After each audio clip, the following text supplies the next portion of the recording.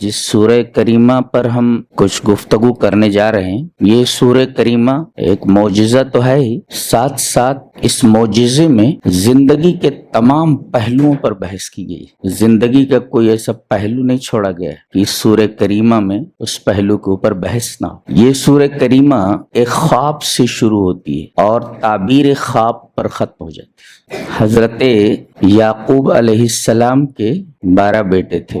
حضرت ابراہیم علیہ السلام خلیل اللہ ہیں، ان کے پاس جو فرشتے آئے تھے، اللہ کے اذن سے انہوں نے حضرت ابراہیم علیہ السلام کو بیٹے کے ساتھ ساتھ پوتے کی بھی بشارت دی تھی کہ حضرت سارہ جو اس وقت وہاں موجود تھی، اولاد نہیں تھی انہیں، فرشتوں نے انہیں یہ خوشخبری دی کہ تم سے ایک بچہ پیدا ہونے والا ہے جس کا نام اسحاق ہوگا، اور وَمِن وَرَاءِ اسحاق یعقوب، اور اسحاق سے یعقوب ہوں گے، یعنی حضرت ابراہیم علیہ السلام کے سامنے ہی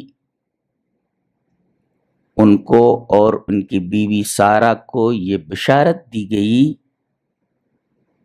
کہ سارہ سے ایک بیٹا ہوگا جس کا نام اسحاق ہوگا، اور اسحاق کا ایک بیٹا ہوگا جس کا نام یعقوب ہوگا۔ یہ جو حضرت یعقوب ہیں، ان کے یہ 12 بیٹے ہیں، جن میں حضرت یوسف علیہ السلام اور حضرت بنیامین، یہ دونوں بھائی ایک ماں سے ہیں، یہ دونوں ایک ماں سے ہیں۔ غالباً ان کا نام راحیل بتایا جاتا ہے۔ تو بنیامین یہ حضرت یوسف سے چھوٹے ہیں، بقیہ جو بھائی ہیں دوسری بیویوں سے، یہ سارے بھائی ان 2 بھائیوں سے بڑے ہیں۔ چونکہ حضرت یوسف علیہ السلام چھوٹے بھی ہیں اور ان کی پیشانی پر جو فراست تھی اور ان کا جو ہاؤ بھاؤ تھا، اس سے حضرت یعقوب علیہ السلام کو معلوم ہو گیا کہ یہ بچہ بڑی اہمیتوں کا حامل ہے، یہ معمولی لڑکا نہیں ہے۔ اس وجہ سے ان سے فطری طور پر بہت زیادہ محبت کرتے تھے، دیگر بیٹوں کے مقابلے میں ان سے حضرت یعقوب علیہ السلام بے حد محبت کرتے تھے، اور یہ چیز دیگر بھائیوں کو بڑی ناگوار گزرتی تھی۔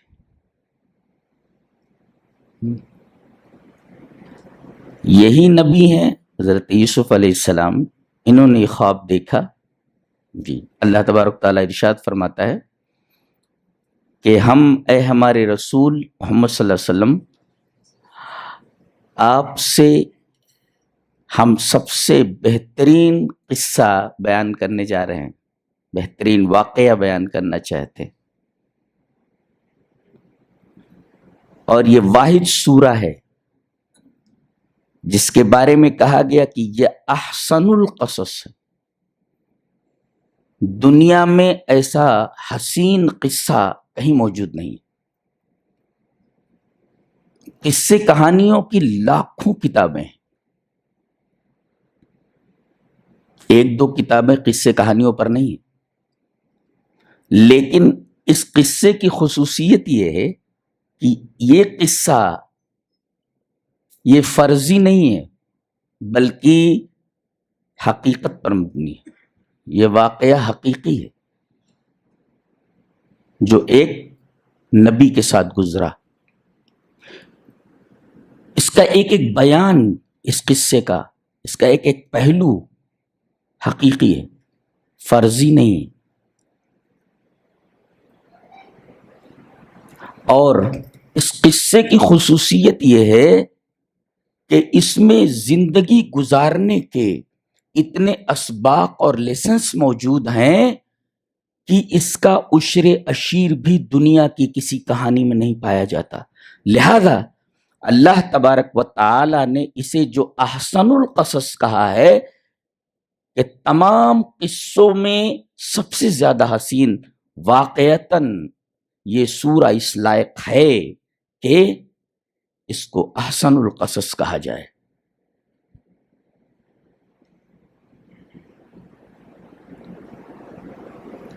اس کہانی کا اور اس واقعے کا آغاز ایک خواب سے ہوتا ہے. ایک تو یہ سب سے زیادہ محبت کیے جاتے تھے، زیادہ محبوب تھے. انہوں نے خواب دیکھا. خواب دیکھو، اور اس سے پہلے بتایا گیا کہ اے ہمارے حبیب، آپ اس واقعے سے واقف نہیں ہیں، ہم بتا رہے ہیں. آپ پتہ یہ چلا کہ نبی غیب کا علم نہیں رکھتا. اللہ کی طرف سے اسے جو بتایا جاتا ہے بس اسے اتنا ہی معلوم ہوتا ہے. کہا گیا نحن نقص علیک احسن القصص، ہم سب سے بہترین قصہ آپ کے سامنے بیان کر رہے ہیں. اور یہ قصہ کسی دماغ کی اپج نہیں ہے. بما اوحینا الیک، آپ کے اوپر یہ قصہ وحی کیا جاتا ہے. جبرائیل لے کر آ رہے ہیں اس کو، جبرائیل یہ قصہ لے کر کے آ رہے ہیں.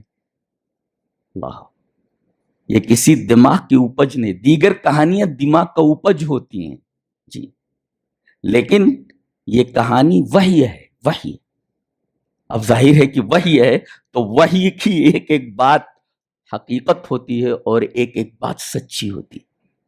تو بما اوحینا الیک ھذا القرآن وان کنت من قبلہ لمن الغافلین، اس سے پہلے آپ اس کہانی سے اور اس قصے سے واقف نہیں تھے، غافل تھے. یہ بات معلوم ہے کہ یہ قصہ وحی ہے. قصہ کیا ہے؟ شروع کہاں سے ہوتا ہے؟ یہاں سے شروع ہوتا ہے.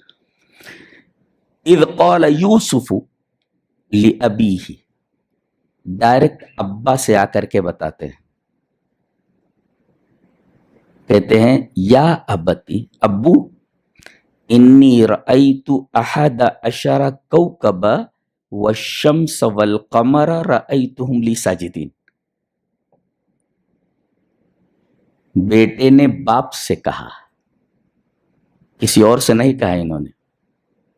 اس سے ایک نقطہ یہ معلوم ہوا کہ اگر کوئی آدمی خواب دیکھ رہا ہے تو اگر برا خواب دیکھ رہا ہے کسی سے بیان نہ کرے، بلکہ اس کے لیے الگ سے شریعت میں تدبیر بتائی گئی ہے کہ برا خواب دیکھے تو کیا کرے. اور اگر اچھا خواب دیکھ رہا ہے تو سب سے نہ بیان کرے، اپنے محبوب شخص سے بیان کرے. جی، اب دیکھیے، سب سے زیادہ محبوب آپ کے والد ہیں آپ کے نزدیک، لہذا ان سے آ کر کے انہوں نے یہ قصہ بیان کیا. ایک نقطہ اور ملا کہ باپ اور بیٹے کے درمیان احترام کی دیوار تو حائل ہو، مگر باپ کی اجازت ہو اور بیٹے کو اتنی جرات عطا کی گئی ہو کہ وہ باپ سے اتنا فری ہو کہ وہ ہر اچھی بات اس سے شیئر کرے. جی، بعض بچے جو ہے باپ سے بات کرتے ہوئے ڈرتے ہیں، اس کی سختی کی وجہ سے یا احترام کی وجہ سے. تو یہ بات نہیں ہونی چاہیے. احترام کی دیوار ہو، مگر اگر ایسی کوئی بات ہو تو باپ کو اتنا اسٹرکٹ نہیں ہونا چاہیے کہ بیٹا کوئی اچھی بات بھی اپنے باپ سے نہ کہہ سکے. باپ کو اتنا سخت نہیں ہونا چاہیے. ایک بات تو معلوم ہوئی، ڈائریکٹ آ کر کے انہوں نے اپنے باپ سے کہا اور کہا یا ابتی، ابو. ابو کہنے کا مطلب یہ ہے کہ باپ کو بڑے پیارے انداز میں بچے کو پکارنا چاہیے.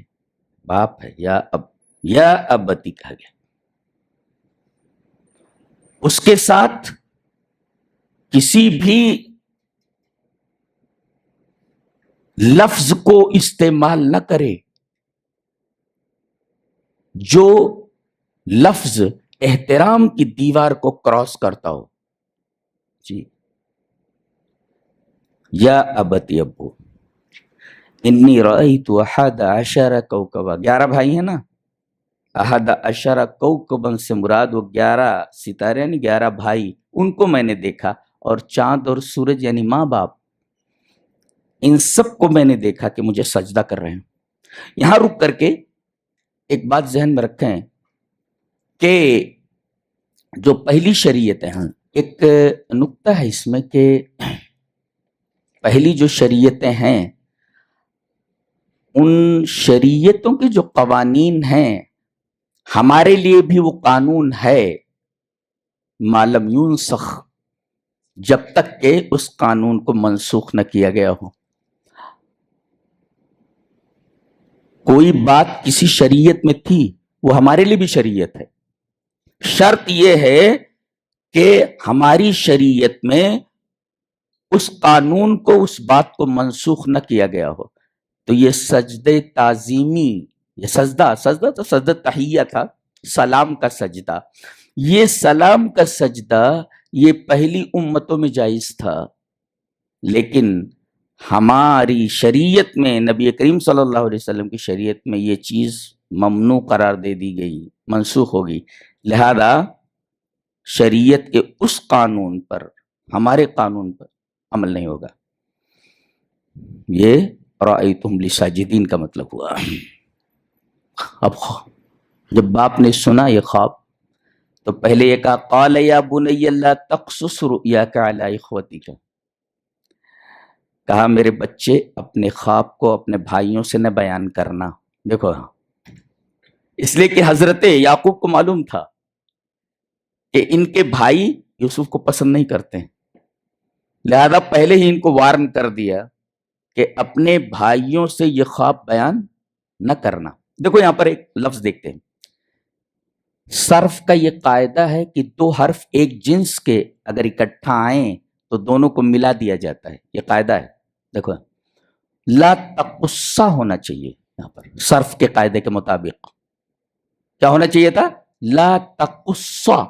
صاد ایک جنس کے حروف ہیں، لہذا قاعدہ یہ کہتا ہے کہ دونوں کو آپس میں ملا دیا جائے اور یہ کہا جائے لا تقصہ، ایسا کہا جائے. لیکن یہاں ادغام کے ساتھ نہیں بلکہ فک ادغام کے ساتھ اس کو ذکر کیا گیا ہے. لا تقصہ نہ کہہ کر کے لا تقصص کہا گیا ہے، اور لا تقصہ مشکل ہے اور لا تقصص آسان ہے. اس میں نقطہ یہ ملا ایک کہ بچوں سے آسان زبان میں بات کی جائے، جی آسان زبان میں بات کی جائے. اور مفسرین نے اس آیت کریمہ کی روشنی میں ایک بات اور کہی ہے کہ لوگوں سے ان کی عقلوں کے مطابق گفتگو کرو. ان کے سامنے ایسی بات رکھو اور اس انداز میں رکھو کہ بات ان کی سمجھ میں آ جائے. دیکھیں یہاں لا تقصہ مشکل تھا، لہذا ادغام کے ساتھ نہیں بلکہ فق ادغام کے ساتھ اس کو ذکر کیا گیا. یعنی بات کو اس طرح بیان کرو کہ لوگوں کے ذہن و دماغ میں بات اتر جائے، مشکل انداز میں بات کو بیان نہ کرو، یہ بتایا گیا. اچھا، اس میں ایک نقطہ اور ملا کہ چھوٹوں کو بڑوں کا کہنا ماننا چاہیے، چھوٹوں کو بڑوں کی بات ماننی چاہیے. جی بڑے اگر کوئی بات کہیں تو چھوٹوں کو بات مان لینی چاہیے. لیکن جب چھوٹے بچے کو کسی بات سے آپ منع کریں تو دلیل بھی دے دیں، وجہ بھی بتا دیں کہ میں نے تجھے جو اس بات سے روکا ہے اس کی وجہ کیا ہے، سبب بتا دے. ورنہ بچے کے ذہن میں یہ خلجان رہے گا کہ پتہ نہیں ابا نے کیوں روکا، بھائی اس کا ذہن پریشان رہے گا. تو حضرت یعقوب نے یوسف علیہ السلام سے یہ کہا کہ اپنا خواب اپنے بھائیوں سے بیان مت کرنا. وجہ بتا رہے ہیں، وہ سبب بتا رہے ہیں. فَيَكِيدُ لَكَ كَيْدًا، وہ تیرے خلاف چال چلنے لگیں گے. دیکھیں وجہ بتا دی گئی. نقطہ یہ ملا کہ چھوٹوں کو اگر بڑے کسی بات کا حکم دیں تو چھوٹوں کو بات مان لینی چاہیے اور بڑوں کو چاہیے کہ جس بات سے منع کر رہے ہیں بچے کو اس کی وجہ بتا دیں تاکہ بچے کے ذہن میں خلجان نہ ہو. ایک تو بچوں سے ایسے انداز میں بات کریں کہ بچے بات کو سمجھ جائیں ایک، اور دوسرے بڑے جب بچوں کو کسی بات کا حکم دے تو بچوں کو بات مان لینی چاہیے، اور بڑے کو چاہیے کہ جس بات کا حکم دے رہا ہے اس کا سبب بیان کر دے تاکہ بچے کا ذہن خلجان میں مبتلا نہ ہو. یہ دیکھیں اس سورہ کریمہ میں قید کا لفظ 3 بار ہے. قید، قید مانے چال چلنا، چال. یہ لفظ پورے اس واقعے میں پوری سورہ کے اندر 3 بار استعمال ہوا ہے. ایک تو ان کے بھائیوں کے لیے، جیسے یہاں ہے فَيَكِيدُ لَكَ كَيْدًا، حضرت یوسف علیہ السلام کے بھائیوں کے لیے استعمال ہوا ہے کہ انہوں نے چال چلی ایک. اور یہ لفظ استعمال کیا گیا ہے عزیز مصر کی بیوی کے سیاق میں اس کے تعلق سے کہ اس نے ایک چال چلی، اور آگے چل کر کے یہی لفظ حضرت یوسف علیہ السلام کے لیے استعمال کیا گیا ہے. دیکھیں آپ، بھائی ہیں، عزیز مصر کی بیوی ہے، اور خود حضرت یوسف علیہ السلام ہے، اور تینوں کے لیے یہی لفظ استعمال کیا گیا، چال. چال غور سے دیکھیں، بہت عجیب بات ہے کہ یوسف علیہ السلام کے بھائیوں نے جو چال چلی یوسف کے خلاف، چونکہ اس چال کے پیچھے ان کا حسد اور ان کا بغض تھا، لہذا اگر کسی چال کے پیچھے حسد اور بغض کار فرما ہو تو ایسی چال ناجائز ہے. ایک اور عزیز مصر کی بیوی نے چال چلی یوسف کو پھسلانے میں اور گناہ پر آمادہ کرنے کے لیے. یہ ہے چونکہ اس قید کے پیچھے خواہش نفس ہے، اور جس چال کے پیچھے خواہش نفس ہو ایسی چال ناجائز اور حرام ہوتی ہے. تیسری چال، حضرت یوسف علیہ السلام بنیامین کو اپنے پاس روکنا چاہتے تھے، کہتے ہیں میرا بھائی ہے، میرے پاس رہ جاتا تو اچھا تھا، لیکن اب روکیں کیسے، روک نہیں سکتے تھے، اور بتایا بھی نہیں کہ میں یوسف ہوں. روکنا چاہتے تھے، کیا کیا، حکم دیا کہ جو پیالہ ہے میرا وہ پیالہ بنیامین کے سامان میں ڈال دو، لے کر کے چلے، اور اس کے بعد آدمیوں کو لگا دیا، کہا کہ رکو، انکم لسارقون، چور ہو تم لوگ. چور ہیں قالوا ما تفقدون، انہوں نے کہا گم کیا ہوا ہے؟ کہا کہ ہمیں لگتا ہے کہ وہ جو بادشاہ کا پیالہ گم ہو گیا ہے وہ تم ہی لوگ چرا کر لے جا رہے ہو. کہا کہ ایسا نہیں ہو سکتا.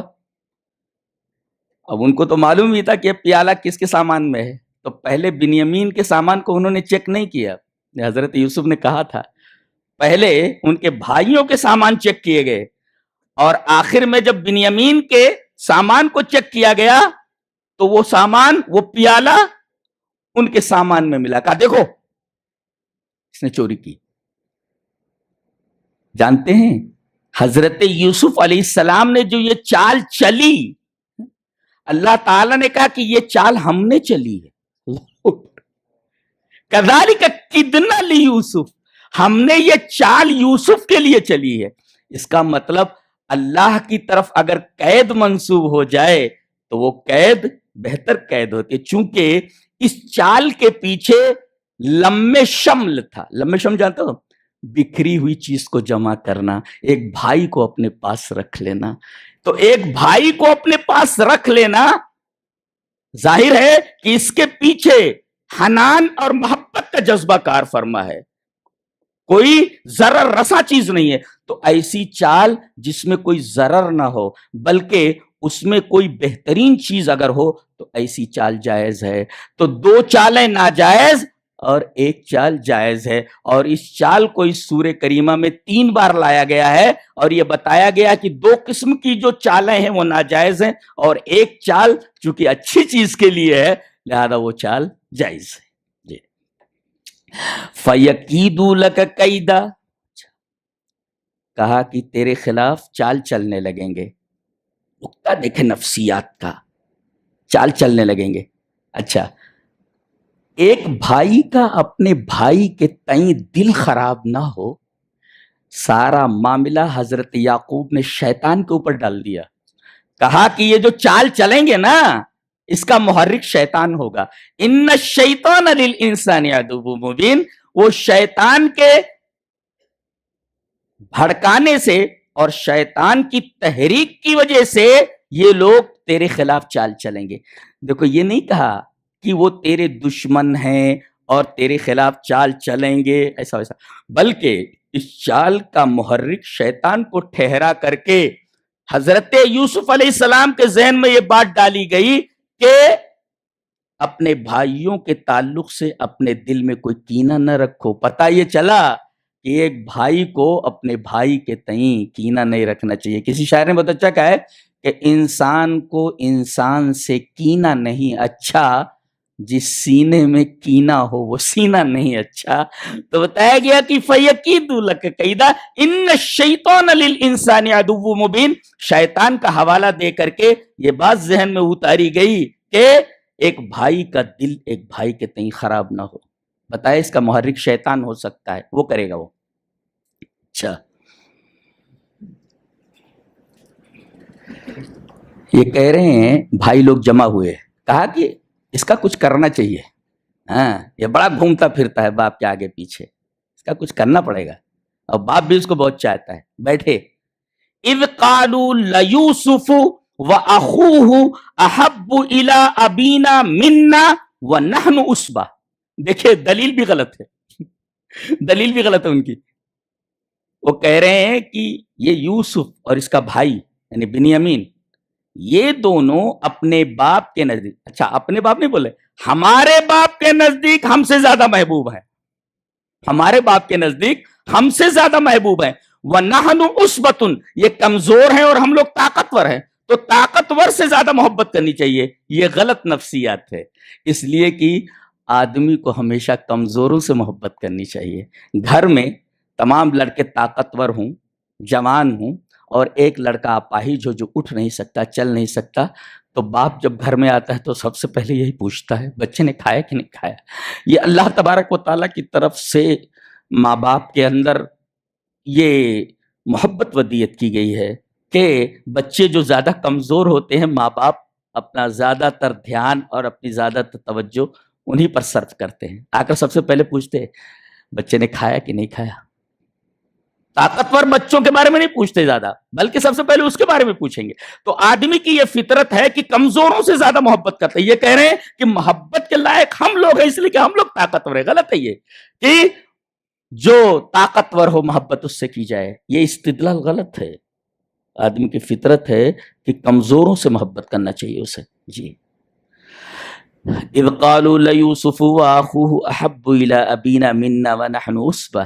اب کہہ رہے ہیں کہ ان ابانا لفی ضلال مبین، ہمارے ابا کھلی ہوئی گمراہی میں ہیں. کھلی ہوئی گمراہی میں، کھلی ہوئی گمراہی جانتے ہیں ایک دم کھلا کہ بھئی طاقتور سے محبت کرنی چاہیے. طاقتور کو چھوڑ کر کے کمزوروں سے محبت کرتے، یہ تو کھلی ہوئی گمراہی ہے. یہ کوئی بھی آدمی بول سکتا ہے کہ بھئی کمزوروں سے محبت تھوڑی کی جاتی ہے، طاقتوروں سے محبت کی جاتی ہے. ہمارے ابا غلط روٹ پہ ہے. تو اب کیا کیا جائے ان کا؟ کہا کہ اقتلوا یوسف. پہلے یہ ہے کہ کل ہم، اسے مار ہی ڈالتے ہیں، ختم کر دیتے. یہ مشورہ اور آیا ابھی طرحوہ ارضا یخل لکم، کہیں لے جا کر کے پھینک دیتے ہیں اس کا، یہ سامنے نہیں رہے گا. اچھا، یہ سجھاؤ کس نے دیا؟ شیطان نے. اور پھر یہ بات آئی کہ اتنا بڑا گناہ ہم لوگ کیسے کر سکتے ہیں، گناہ تو بہت بڑا ہے.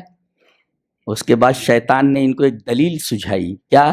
وَتَكُونُوا مِن بَعْدِهِ قَوْمًا صَالِحِينَ. اتنا بڑا گناہ کرنے کے بعد توبہ کر لیں گے پھر نیک بن جائیں گے. آج کل وہی چل رہا ہے کہ آدمی یہ سوچتا ہے ابھی کسی کا مال دبا لو، کسی کو مار ڈالو، کسی کی جائیداد ہڑپ کر لو، کسی کو نقصان پہنچا دو, بعد میں توبہ اوبہ کر کے صالح بن جائیں گے.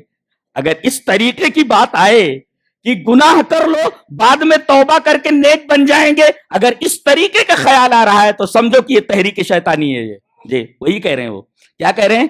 تو لے جا کر کے پھینک دیتے ہیں, مار ڈالتے ہیں, پھینک دیتے ہیں. وَتَكُونُوا مِن بَعْدِهِ قَوْمًا صَالِحِينَ, اور اس کے بعد ہم نیک بن جائیں گے. گناہ کرنے کے بعد نیک بن جائیں گے. کیا بہترین تعلیم دی جا رہی ہے. اللہ تبارک تعالیٰ نے ایک لفظ ایسا رکھا ہے کہ ہر لفظ ایک سبق ہے, ایک لیسن ہے, کہ ایسا مت کرو کہ بعد میں ہم لوگ نیک بن جائیں گے ابھی گناہ کر لیں. اس لیے کہ ہو سکتا ہے کہ اس گناہ کرنے کے بعد تم کو توبہ کا موقع نہ ملے, تم کو صالح بننے کا چانس ہی نہ دیا جائے. جی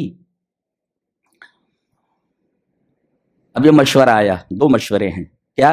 اقتلوا یوسف او اطرحوا, یوسف کو قتل کر دو یا مار ڈالو, قتل کر دو یا پھر پھینک دو لے جا کر کے. مشورے میں طے ہوا, شاید بڑے نے یہ کہا. ایک نقطہ یہ بھی ملا کہ بڑا جو بھائی ہوتا ہے نا, بڑا بھائی, اس کے دل میں چھوٹے بھائیوں کے تئیں نرم گوشہ ہوتا ہے, نرم گوشہ ہوتا ہے. جی نرم گوشہ ہوتا ہے. یہ جو بڑا بھائی ہے شاید اسی کا مشورہ تھا. قال قائل منہم, ان میں سے ایک کہنے والے نے کہا. یہ مشورہ ایک کا ہے, ہاں ایک کا مشورہ ہے. قال قائل منہم, ان میں سے ایک کہنے والا ہوا. کیا؟ لا تقتلوا یوسف, ڈونٹ کل ہم, اسے مت مارو. یہ مشورہ ہے ایک کا. آپ کو سمجھ میں کچھ آیا؟ اس ایک مشورے نے پوری تاریخ بدل دی ہے, واقعے کا پورا رخ چینج کر دیا ہے. اگر یہ یہاں قتل کر دیے جاتے پھر کوئی کہانی ہی نہیں تھی نا, کہانی ختم, کہانی تو ختم ہو گئی نا, مار ڈالے تو ختم ہو گئی. اس ایک آدمی کے اس مشورے سے کہ اسے قتل نہ کرو بلکہ کہیں پھینک دو لے جا کر کے, تاریخ کا دھارا ہی مڑ گیا ایک طرف. تو کہیں کہیں ایسا ہوتا ہے کہ بعض بہترین مشورے آدمی کی زندگی کو بنا بھی دیتے ہیں اور بعض کی زندگی کو تباہ بھی کر دیتے ہیں. لہذا مشورہ اگر طلب کیا جائے تو مشورہ دینے والے اچھے ہونے چاہیے. اسی وجہ سے نبی کریم صلی اللہ علیہ وسلم نے فرمایا مشورہ اچھا دو, ان المستشار مؤتمن, کہ جس سے مشورہ طلب کیا جائے اسے امانت دار ہونا چاہیے, مشورہ صحیح دینا چاہیے اس کو. تاریخ کا دھارا ہی موڑ کر کے رکھ دیا ہے اس چھوٹے سے جملے نے. اللہ لا تقتلوا یوسف, تاریخ کا دھارا ہی مڑ گیا. ایک طرف کہانی ایک دوسرے رخ کے اوپر چلی گئی ہے, دوسرے راستے کے اوپر چلی گئی صرف ایک مشورے سے. لا تقتلوا یوسف والقوه فی غیابۃ الجب, کنویں میں ڈال دیتے ہیں لے جا کر کے. ٹھیک ہے, اور کہہ بھی رہے ہیں کہ کنویں میں ڈالنے کے بعد ہو سکتا ہے کہ کوئی قافلہ وافلہ لے کر اسے چلا جائے, کم سے کم باپ کی نگاہوں سے دور ہو جائے گا, بس ہم یہی چاہتے ہیں. تو اس صورت میں بھی یہ معاملہ حل ہونے والا ہے, لہذا پھینک دیتے ہیں لے جا کر کے. مشورہ ہو گیا, آئے ابا کے پاس, کہا کہ ہمارے بھائی کو ہمارے ساتھ بھیج دیے, ذرا کھیلے وہ لے جا کر کے. وَإِنَّا لَهُ لَحَافِظُونَ, ہم اس کی حفاظت کرنے والے ہیں. دیکھو وعدہ کر رہے ہیں حفاظت کا, لیکن انہوں نے حفاظت نہیں کی. جی دل میں کچھ ہے, دل میں یہ ہے کہ اس کو ختم کر دیں گے, اور اوپر سے کیا بول رہے ہیں, ہم اس کی حفاظت کرنے والے ہیں. تو بعض محافظ ایسے ہوتے ہیں جو اپنے دل میں تو کینہ لیے رہتے ہیں نقصان پہنچانے کا. ایک نقطہ بولوں, مسلم شریف کی روایت ہے کہ وعن ابی ہریرہ رضی اللہ تعالیٰ عنہ قال قال رسول اللہ صلی اللہ علیہ وسلم لا تدخلون الجنة حتى تؤمنوا ولا تؤمنوا حتى تحابوا اولا ادلکم اذا فعلتموه تحاببتم افشوا السلام بینکم. رواہ مسلم فی کتاب الایمان. حضرت ابو ہریرہ فرماتے ہیں کہ نبی اکرم صلی اللہ علیہ وسلم نے ارشاد فرمایا کہ تم جنت میں داخل نہیں ہو سکتے جب تک کہ ایمان والے نہ ہو جاؤ, اور ایمان والے نہیں ہو سکتے جب تک کہ آپس میں ایک دوسرے سے محبت نہ کرو. آؤ میں تمہیں بتا دوں ایسی چیز جس سے تم ایک دوسرے سے محبت کرنے لگو. افشوا السلام بینکم, اپنے درمیان سلام کو رائج کرو. اب ہم کہتے ہیں السلام علیکم, اس کا کیا مطلب ہے؟ مطلب یہ ہے کہ تیرے اوپر سلامتی ہو, کم سے کم میری طرف سے تو مطمئن ہو جا, میری طرف سے تجھے کوئی نقصان نہیں پہنچے گا. دیکھو بولتا تو ہے السلام علیکم, لیکن اندر لیکن مل بتاتا ہوں تجھے, مل بتاتا ہوں تجھے. یہی ہے, یہ وہی ہے. ایسے لوگ ہوتے ہیں, کہہ رہے وَإِنَّا لَهُ لَحَافِظُونَ, اندر کیا چھپا رکھا ہے, اس کو پھینک دینا لے جا کر کے کہیں. تو ایسے لوگ بھی دنیا میں پائے جاتے ہیں. السلام علیکم یعنی میری طرف سے تو مطمئن رہے, سلامتی ہو تیرے اوپر, لیکن اندر دل میں لیے رہتا ہے یہ اس بات کو کہ مل تجھے بتاتا ہوں, مل تجھے بتاتا ہوں.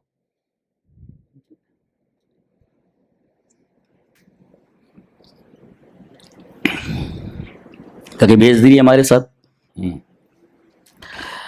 اچھا بھیج دیے گئے. لے جا کر کے انہوں نے کنویں وغیرہ میں ڈال دیا, اور پھر شام کے وقت روتے ہوئے آئے. دیکھو دو باتیں اللہ تبارک تعالیٰ نے یہاں دو لفظ استعمال فرمائے. ایک تو یہ شام کے وقت آئے, کوئی زیادہ فاصلہ نہیں تھا, شام سے پہلے بھی آ سکتے تھے, تو شام ہونے کا انتظار کیا, شام کے وقت آئے. اور دوسرے جب پہنچے باپ کے سامنے تو رونے لگے. قرآن حکیم نے دو لفظ استعمال کیا, وَجَاءُوا أَبَاهُمْ عِشَاءً يَبْكُونَ, کہ وہ اپنے باپ کے پاس آئے شام کے وقت روتے ہوئے. اس لیے کہ گناہ انہوں نے کیا تھا, گناہ انہوں نے کیا تھا. اگر اندھیرا نہ ہوتا تو ان کے چہروں سے صاف پڑھا جا سکتا تھا کہ یہ یوسف کے ساتھ کچھ کر کے آئے ہیں یہ جی. اس لیے کہ چہرہ جو ہوتا ہے وہ دل کا آئینہ دار ہوتا ہے. آدمی جھوٹ بولتا ہے نا, پکڑنے والے پکڑ لیتے ہیں, اس کے چہرے سے پتہ چل جاتا ہے کہ یہ جھوٹ بول رہا ہے جی. تو the face is index of mind, چہرہ جو ہوتا ہے وہ اندروں کا آئینہ دار ہوتا ہے. تو شام کے وقت آئے تاکہ اندھیرے میں باپ سے بات کرتے ہوئے ان کا جھوٹ نہ پکڑا جائے جی. یہ تدبیر انہوں نے اختیار کی. اور رو کیوں رہے تھے؟ اس لیے کہ اگر کوئی بری خبر کسی کو سنا رہے ہیں آپ, اور آپ کو معلوم ہے کہ یہ بری خبر سن کر کے وہ رونے لگے گا, لیکن آپ بھی رونے لگے تو وہ یہ سمجھے گا کہ بھائی میں تو رو ہی رہا ہوں, میں روؤں گا, یہ لوگ بھی رو رہے ہیں, تو ایک رونے والے کے ساتھ دوسرا آدمی بھی رونے لگے تو سامنے والے کا غم ہلکا ہو جاتا ہے. یہ نفسیات کا قاعدہ ہے یہ. وَجَاءُوا أَبَاهُمْ عِشَاءً يَبْكُونَ, کسی رونے والے کے سامنے رونے لگو تو آدمی کا درد کم ہو جاتا ہے, اس کا غم ہلکا ہو جاتا ہے. یہ بتایا گیا. اور دلیل کے طور پر یہ لائے تھے قمیص. کہتے ہیں انہوں نے ایک بھیڑ ذبح کر کے حضرت یوسف علیہ السلام کا کرتا اتار لیا تھا, اور ویسے ننگے ان کو کنویں میں پھینک دیا تھا بغیر قمیص کے. اور اس قمیص کو انہوں نے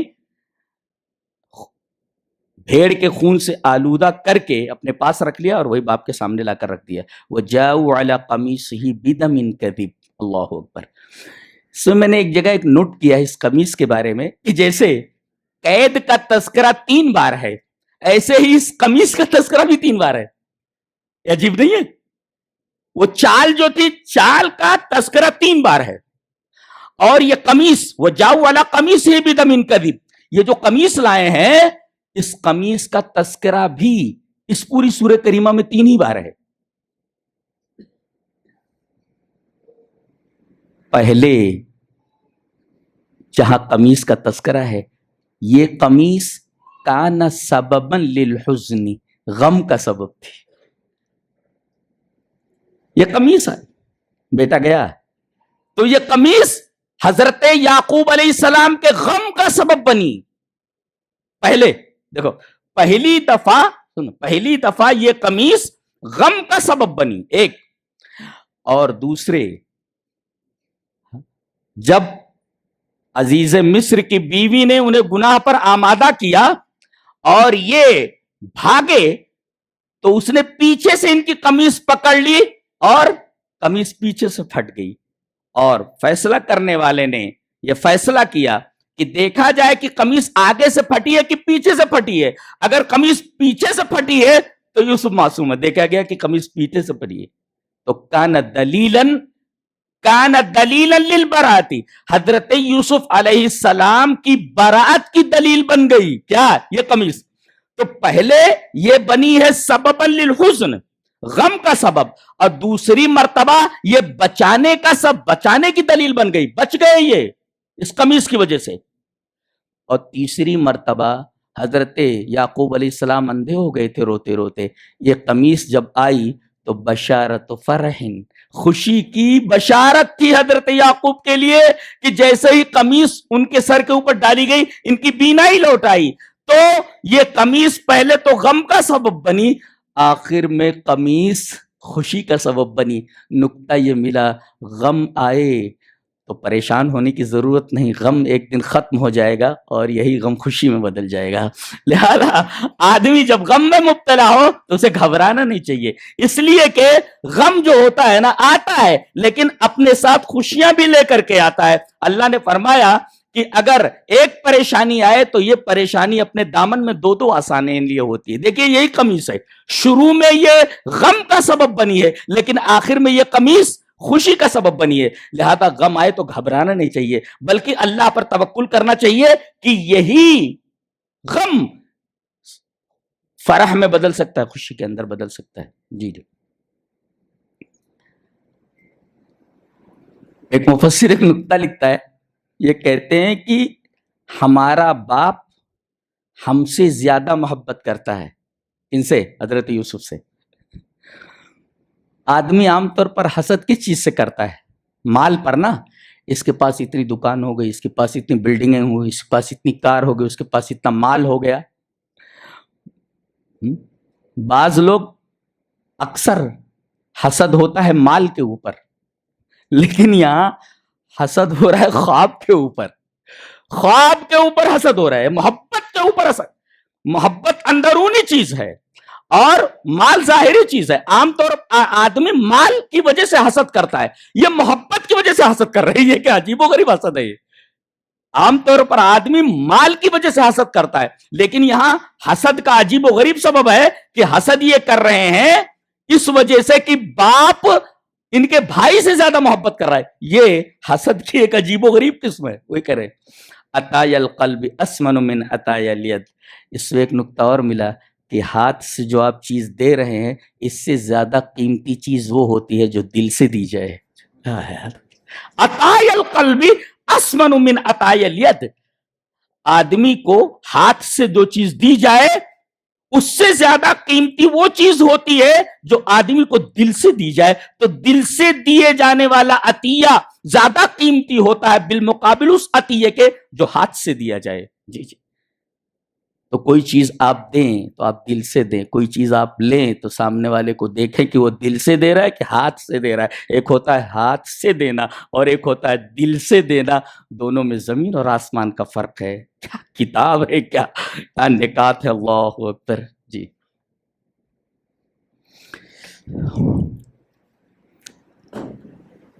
حضرت یوسف علیہ السلام کے قصے میں اور حضرت موسیٰ علیہ السلام کے قصے میں بڑی مماثلت پائی جاتی ہے۔ نبی کا بڑا گہرا تعلق ہے حضرت موسیٰ سے، جی، اور امت محمدیہ کا بڑا گہرا تعلق ہے حضرت موسیٰ سے۔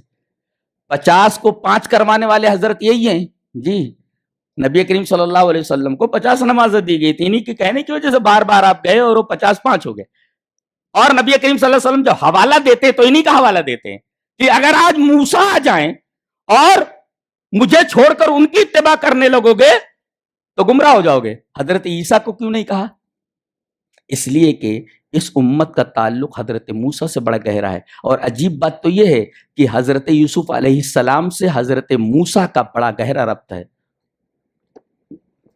دیکھیے ذرا صاحب، حضرت یوسف علیہ السلام کو کنویں میں ڈال دیا گیا، برابر ہے، پانی ہے، ان کو حضرت یوسف علیہ السلام کو کنویں میں ڈال دیا گیا، تو پانی کی جگہ ہے وہ۔ اور حضرت موسیٰ کو دریا میں ڈال دیا گیا، وہ بھی پانی ہی کی جگہ ہے۔ دیکھو، ایک الالقاء فی البیر، کنویں میں ڈالا گیا، اور ایک الالقاء فی الیم، الالقاء فی البحر، دونوں کو پانی میں ڈالا گیا، ایک کو کنویں میں اور ایک کو دریا میں۔ یہ مماثلت ہے، جی۔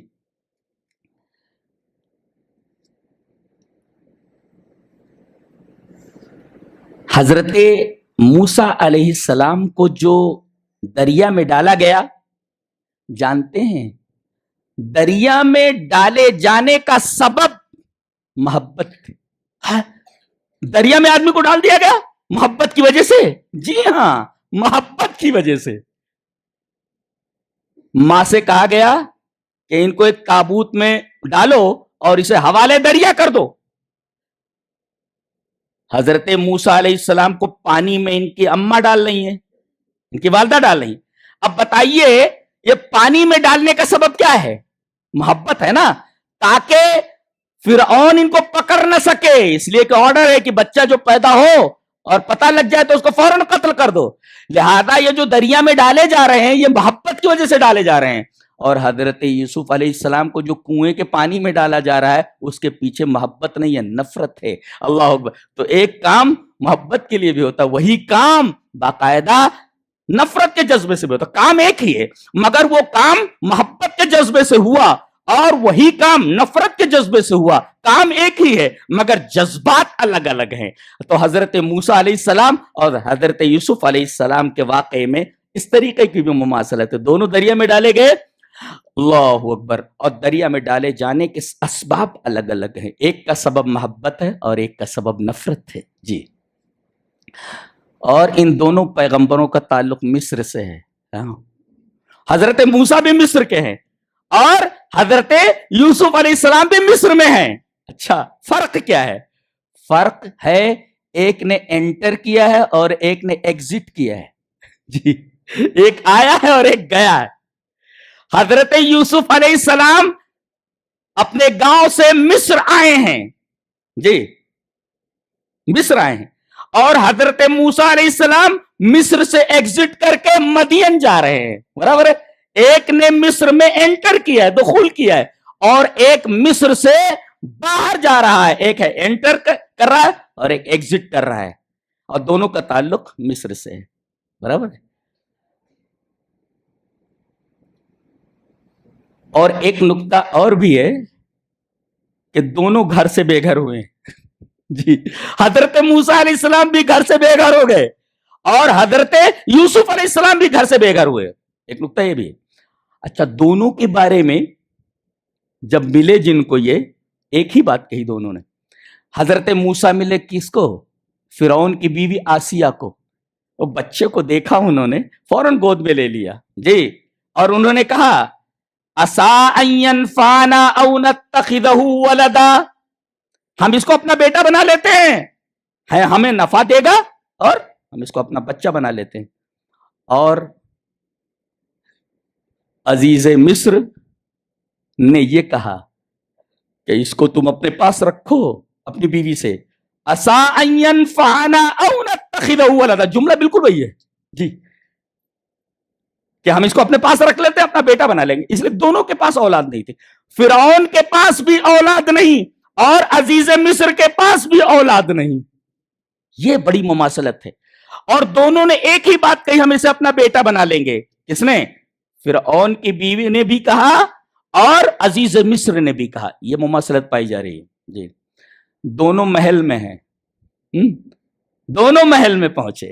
حضرت یوسف علیہ السلام باہر سے محل میں آئے اور حضرت موسیٰ علیہ السلام بھی اپنے گھر سے محل میں آئے.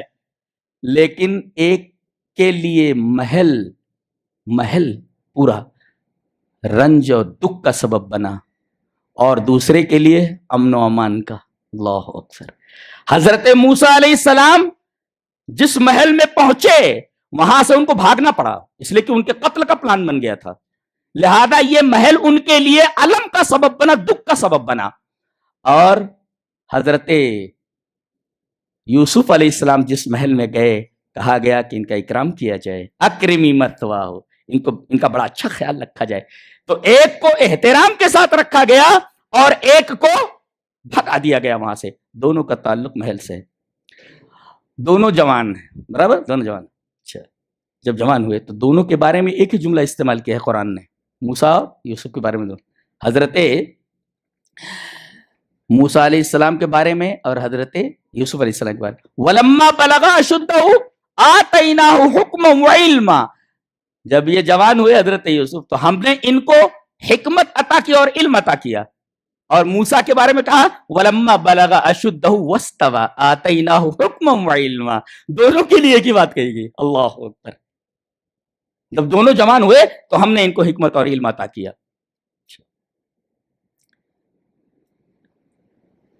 ایک کے لیے ایک ماں پریشان ہو گئی ہے اور ایک کے لیے ایک باپ پریشان ہو گیا ہے. جی جی جی. حضرت موسیٰ علیہ السلام کی والدہ کے بارے میں کہا گیا وَأَصْبَحَ فُؤَادُ أُمِّ مُوسَىٰ فَارِغًا.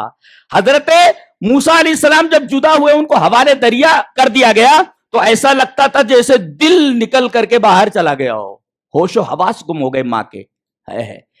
ایک کا دل باہر نکل گیا, ایسا ہوا, خالی ہو گیا, اور ایک روتے روتے نابینا ہو گیا. یہ گہری مماثلت ہے ان دونوں پیغمبروں میں. ایک کی وجہ سے ایک باپ نابینا ہو گیا روتے روتے غم سے, اور ایک کے لیے ایک ماں اتنا پریشان ہوئی کہ قرآن نے کہا کہ اس کا دل ہی خالی ہو گیا. اچھا, اور ان دونوں کے واقعوں میں ایک مماثلت اور بھی ہے. ایک میں بہن کا کردار ہے اور ایک میں بھائیوں کا کردار ہے. جی, بہن کا کردار کیا ہے؟ ماں نے کہا کہ یہ دیکھ صندوق ڈال رہی ہوں, یہ بہتا بہتا جا رہا ہے, ذرا دور سے دیکھتے جانا. اس بچی کے بارے میں اللہ نے فرمایا ہے یہ اتنے اچھے انداز سے اس صندوق کو دیکھتی ہوئی جا رہی تھی کہ کوئی پتہ نہیں لگا سکتا تھا کہ یہ صندوق کے اوپر نگاہ رکھے ہوئے. کسی نے کہا جاسوسی کا سب سے بہترین نظام اگر سیکھنا ہو تو موسیٰ کی بہن سے سیکھو. بولے تو اللہ اکبر, کیا کتاب ہے, سبحان اللہ سبحان اللہ. علامہ اقبال نے اسی وجہ سے کہا یہ کتاب نیست چیزیں دیگر است, یہ کتاب نہیں ہے کوئی دوسری چیزیں بولتا ہو, یہ کتاب نہیں ہے بولتے علامہ اقبال, یہ قرآن کتاب نہیں ہے, یہ کوئی دوسری ہی چیز ہے. تو کیسی کیسی باتیں کرتی ہے. جی, تو ایک میں بہن کا کردار ہے موسیٰ علیہ السلام کی کہ وہ دیکھتی ہوئی جا رہی ہے کہ یہ صندوق جاتا کہاں ہے, اور جب دیکھا کہ وہ مڑ کر کے محل کی طرف چلا گیا تو واپس آ گئی کہ اب محفوظ ہے بچہ, محل میں چلا گیا, ورنہ بہتے بہتے اور دریا کی دوسری طرف نکل جاتا تھا. چونکہ یہ موڑنا اوپر کی طرف سے تھا. اللہ تبارک تعالیٰ نے وعدہ کیا تھا ڈال دے, ذمہ داری ہماری ہے, ذمہ داری ہماری ہے, ہم اسے لوٹا. اللہ نے فرمایا اِنَّا رَادُّوهُ إِلَيْكِ, ہم تیرے بچے کو تجھے لوٹا دیں گے. یہ اللہ کا وعدہ تھا. لہذا دریا کو حکم دے دیا گیا, صندوق کا رخ پھر گیا, محل میں پہنچا. یعنی بظاہر ایسا تھا کہ یہ بچے گا نہیں, لیکن بچانے والے نے محل میں پہنچا دیا. لہذا توکل ضروری ہے. جی, نیت کے اعتبار سے آدمی کے اوپر فیصلے بدلتے ہیں اللہ تبارک و تعالیٰ کے. اور کہا بھی گیا اپنے آپ کو ٹھیک کر لو, معاملات ویسے ہی صحیح ہو جاتے. وہ قوم اللہ تبارک و تعالیٰ اس کو کبھی نہیں بدلتا جب تک کہ وہ اپنے حالات خود نہ بدل لے. جی, تو ایک میں بہن کا کردار ہے اور ایک میں بھائیوں کا کردار ہے, لیکن دونوں کرداروں میں فرق ہے. بھائیوں کے کردار میں نفرت ہے اور بہن کے کردار میں محبت ہے. ایک طرف نفرت ہے اور ایک میں محبت ہے. کیا کتاب ہے, سبحان اللہ, میرے پاس الفاظ نہیں ہے تعریف کرنے کے لیے اس کتاب عزیز کی. اللہ ایسے نہیں قرآن ہے, یہ اتنی شاندار کتاب امت کو دی گئی ہے یار, کمال ہے. اور اس سے ہم لوگ غافل ہیں. وہ جزدان میں رکھی ہوئی ہے, سب رمضان میں اٹھاتے ہیں, گوں گاں کرتے رہتے ہیں, گوں گاں کرتے تھے.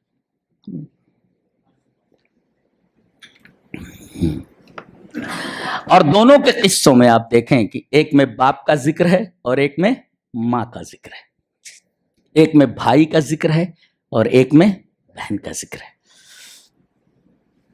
حضرت موسیٰ علیہ السلام کے واقعے میں ماں ہی ماں دکھائی دیتی ہے, باپ کا پتہ نہیں ہے. جی, باپ کا ذکر نہیں ہے. اور پورے سیرو یوسف میں صرف یعقوب ہی دکھائی دے رہے ہیں, باپ ہی دکھائی دے رہا ہے, ماں کا کہیں ذکر نہیں. اللہ اکبر, یہ بڑی عجیب بات ہے, یہ بڑی عجیب بات ہے. اس سے پتا چلتا ہے کہ اس کلام کا متکلم انسان نہیں ہو سکتا. وہ کہتے ہیں محمد کا کلام, ارے بے وقوف آدمی, ایسا کلام کسی انسان کا ہو سکتا ہے جبکہ تم عربی جانتے ہو, تم عرب ہو, تم کیسے کہہ سکتے ہو کہ محمد کا کلام ہو سکتا ہے. جی, اللہ. یہ سورہ کریمہ بتاتی ہے 3 قید 3 چالیں, 3 مرتبہ قمیص کا ذکر. اچھا, اور بتاتی ہے سورہ کی 4 خواب ہیں. 4 خواب ہیں اس میں. جی, ایک خواب حضرت یوسف نے دیکھا, اللہ, اور ایک خواب مصر کے بادشاہ نے دیکھا. جی, کتنی گائیں ہیں, دبلی گائیں موٹی گایوں کو کھا رہی. 7 ہری بالیاں ہیں، 7 سوکھی بالیاں ہیں وغیرہ جی۔ تو ایک خواب حضرت یوسف نے دیکھا، ایک خواب بادشاہ مصر نے دیکھا، 2 اور 2 خواب 2 نوجوانوں نے جیل میں دیکھا جی جی، اور چاروں کی تعبیریں ہمارے سامنے ہیں جی۔ ایک نے دیکھا کہ 11 ستارے، چاند اور سورج سجدہ کر رہے ہیں، آخر میں بتایا گیا کہ تخت پر باپ کو بٹھا دیا گیا، ماں کو بٹھا دیا گیا، اور اس کے بعد حضرت یوسف خود بیٹھے اور تمام بھائیوں نے ان کو سجدہ کیا۔ دیکھو خواب ہے اور آخر میں خواب کی تعبیر بتائی گئی، یہ ہے، یہ حقیقت ہے جی۔ اور بادشاہ نے خواب دیکھا کہ 7 کا معاملہ ہے جی، 7 ہری بالیاں۔ ان سے پوچھا گیا تو تعبیر بتانے والے کون؟ منجمین کو بلایا گیا، خواب کی تعبیر بتانے والوں کو، جو حکومت کے تنخواہ دار تھے، ملازم تھے، بلایا گیا، اس خواب کی تعبیر بیان کرو۔ قالوا اضغاث احلام، یہ خواب پریشاں ہے، اور ہم خواب پریشاں کی تعبیر نہیں بتاتے، اس کی کوئی تعبیر ہی نہیں ہوتی ہے۔ اچھا، تب اس آدمی کو یاد آیا، کون؟ وہ جو جیل میں بچ گیا تھا خواب دیکھنے کی وجہ سے، جس خواب کی تعبیر بتائی گئی تھی، ابھی بتاتا ہوں۔ جو آدمی بچ گیا تھا، اس نے کہا ارے میں ایک آدمی کو نہ بتا دوں جو خواب کی صحیح تعبیر بتائے؟ ارے کہا لے کر کے لوگ جاؤ، کہا کہ نہیں میں جاؤں گا، میں جاؤں گا میں جاؤں گا، کہا کہ اچھا تو ہی جا۔ کہا کہ یوسف ایھا الصدیق، اے یوسف اے سچے، اس لیے کہ سچا خواب ہو گیا تو اس کے سامنے۔ اور پھر خواب کی تعبیر انہوں نے بتائی کیا کہ 7 سال جو ہے زرخیزی کے ہوں گے، خوب پانی برسے گا، 7 سال اس کے بعد قحط کے ہیں۔ اور خود انہوں نے وہ تمام طریقے بتائے کہ 7 سال جو زرخیزی کے ہیں اس میں فصلیں کیسے لگائی جائیں، اور پھر غلہ کس طرح اسٹور کیا جائے یہ بھی بتایا انہوں نے، غلہ محفوظ کیسے رہے گا، اور پھر وہ جو 7 سال آگے آ رہے ہیں قحط کے، تو ان 7 سالوں کے اندر اس غلے کو تقسیم کیسے کیا جائے۔ اللہ، 7 سال قحط کا معمولی وقفہ اور دورانیہ نہیں ہوتا۔ قرآن حکیم نے بتایا ہے کہ ایک نبی کو جس کو ہم نے تعبیر خواب عطا کیا تھا، علم عطا کیا تھا، کس طریقے سے اس نے ایک سینسٹیو معاملے کو کنٹرول کیا 7 سال تک جی 7 سال تک۔ تو ایک خواب ہے بادشاہ کا، ایک خواب حضرت یوسف کا۔ یہ جو 2 ان کے بیرک میں آئے تھے، ایک نے آ کر کے کہا انا نراک من المحسنین، ہم آپ کو اچھا آدمی دیکھتے ہیں۔ ہم دونوں نے ایک خواب دیکھا، بیان کریں، آپ خواب کی تعبیر بتا دیں۔ اس سے ایک نقطہ یہ بھی ملا کہ خواب اچھے ہی آدمی سے بیان کرنا چاہیے۔ انا نراک من المحسنین، ہم آپ کو اچھا آدمی دیکھ رہے ہیں۔ کہا کہ سناؤ؟ کہا کہ میں نے ایک نان بائی تھا اور ایک ساقی تھا جو شراب پلاتا تھا بادشاہ کو، اور دونوں کے اوپر یہ الزام تھا کہ اس نے شاید بادشاہ کو زہر دینے کی کوشش کی ہے یا نان بائی نے، لیکن معاملہ ابھی تفتیش کے درمیان تھا، پتہ نہیں چل رہا تھا کہ ان دونوں میں سے کوئی ہے، لیکن ہے کون یہ پتہ نہیں چل رہا تھا۔ ان کو جیل میں ڈال دیا گیا اور تفتیش شروع تھی۔ ان دونوں نے اپنا خواب بیان کیا۔ وہ جو نان بائی تھا در حقیقت وہی قاتل تھا، وہی زہر دینے والا تھا۔ اس نے کہا کہ میں نے خواب دیکھا ہے کہ میرے سر کے اوپر ایک تھالی ہے، اس تھالی کے اندر روٹیاں ہیں اور چڑیاں روٹیاں اٹھا اٹھا کر کے لے جا رہی ہیں۔ اور اس نے کہا کہ میں شراب نچوڑ رہا ہوں انگور سے، انی اعصر خمرہ، انگور سے میں شراب نچوڑ رہا ہوں۔ کہا کہ ٹھہرو، خواب کی تعبیر ابھی بتاتا ہوں، پہلے کھانا آ جان دو۔ پتہ یہ چلا کہ جیلوں میں بھی اس وقت کھانا دیا جاتا تھا، جی کھانا دیا جاتا تھا۔ تو کہا کھانا آ جانے دو، اس کے بعد میں بتاتا ہوں۔ اب یہ اچھا موقع تھا، فوراً انہوں نے توحید کی تعلیم دے دی۔ کہا کہ اے میرے جیل کے ساتھیو، یا صاحب السجن ارباب متفرقون خیر ام اللہ الواحد القہار، ایک بہتر ہے یا کئی؟ آج ایک کو چھوڑ کر کے کئی کی پوجا میں لوگ لگے ہوئے، یہی بات وہاں کہی گئی تھی۔ اور یہ بالکل فطری بات ہے کہ ایک جو ہوتا ہے وہ کئی کے مقابلے میں بہتر ہوتا ہے، کئی کے مقابلے میں بہتر ہوتا ہے۔ بہرحال توحید کی دعوت دے دی گئی۔ اس سے ایک نقطہ یہ بھی ملا کہ حالات کتنے ہی خراب کیوں نہ ہوں اور آپ کسی بھی مقام پر ہوں، آپ کا یہ فریضہ ہے کہ توحید کی دعوت کو آپ عام کریں، اس لیے کہ تمام انبیاء کی زندگی کا مقصد اولی یہ توحید کی دعوت ہی تھی۔ آپ کہیں بھی ہوں، ساتھیوں سے آپ کا واسطہ پڑے، آپ توحید کی دعوت دے دیں، آپ دکان میں ہیں توحید کی دعوت دے دیں، کہیں آپ سفر میں ہیں توحید کی دعوت دے دیں۔ حالات کا جائزہ لینے کے ساتھ ساتھ اگر حالات متقاضی ہیں تو آپ ان کے سامنے توحید کی دعوت رکھیں۔ آپ یہ نہیں کہہ سکتے کہ حالات بہت خراب ہیں ہم توحید کی دعوت نہ دیں۔ اشد ظروف کے اندر، سخت حالات کے اندر بھی توحید کی دعوت دینا ضروری ہے۔ ہاں، حکمت کو پیش نظر رکھا جائے تو خواب کتنے ہوئے؟ 4۔ ایک تو حضرت یوسف کا خواب، اور ایک بادشاہ کا خواب، اور 2 قیدیوں کا، اور چاروں کی تعبیریں حضرت یوسف علیہ السلام کے اس واقعے میں، اس پوری صورت میں چاروں کی تعبیریں سامنے آ گئی، چاروں کی تعبیریں بتا دی گئی کہ یہ خواب ہے اور یہ تعبیر۔ ایک نکتہ اور بھی ہے کہ یہ سورہ کریمہ اللہ کی ایک صفت، شروع میں اللہ کی ایک صفت ہے حکیم علیم، اور یہ سورہ انہی دونوں صفتوں پر ختم ہوتی ہے، حکیم العلیم پر۔ جی جی جی، یہ اس خاص میں ابتدا سے اور انتہا سے ربط ہے، یہ ابتدا اور انتہا میں یہ ربط ہے کہ حکیم العلیم اللہ کی 2 صفتوں سے شروع ہو کر کے انہی دونوں صفتوں کے اوپر ختم ہو جاتی ہے۔ اس سورہ کریمہ کا محور اساسی کیا ہے؟ محور اساسی، بنیادی محور جس کے اوپر یہ پوری سورہ گھومتی ہے، عمل کے لیے ہم کیا کریں؟ بتایا گیا 3 چیزیں۔ تین چیزیں آپ دیکھ رہے ہو، 3 چیزیں آ رہی ہیں۔ 3 چیزوں کو آپ اختیار کر لو، زندگی میں کامیاب ہو۔ ایک، ثق فی تدبیر اللہ تبارک و تعالیٰ کی تدبیر پر اعتماد کرو، حالات کیسے بھی ہوں سمجھو کہ یہ اللہ کی طرف سے ہے، یہ اللہ کی طرف سے۔ اور ایک سلفی مفسر نے بڑی شاندار بات کہی ہے، مجھے بہت اچھا لگا، کہ آپ کے اوپر کوئی بھی چیز آتی ہے تو وہ خیر ہے، اس لیے کہ وہ چیز کل الخیر کی طرف سے آئی ہے۔ اللہ خیر کل ہے، اللہ خیر کل ہے، تو یہ جو چیز آپ کے اوپر آئی ہے یہ بھی خیر ہی ہے۔ اگر پریشانی آ رہی ہے تب بھی خیر ہے، اور اگر آسانی آ رہی ہے تب بھی خیر ہے۔ اسی وجہ سے نبی کریم صلی اللہ علیہ وسلم نے فرمایا کہ مومن کی چاروں نہیں، 2 انگلیاں گھی میں ہیں، 2 انگلیاں گھی میں ہیں۔ اگر اس کے اوپر آسانی آتی ہے تو وہ اللہ تبارک و تعالیٰ کا شکر ادا کرتا ہے، شکر۔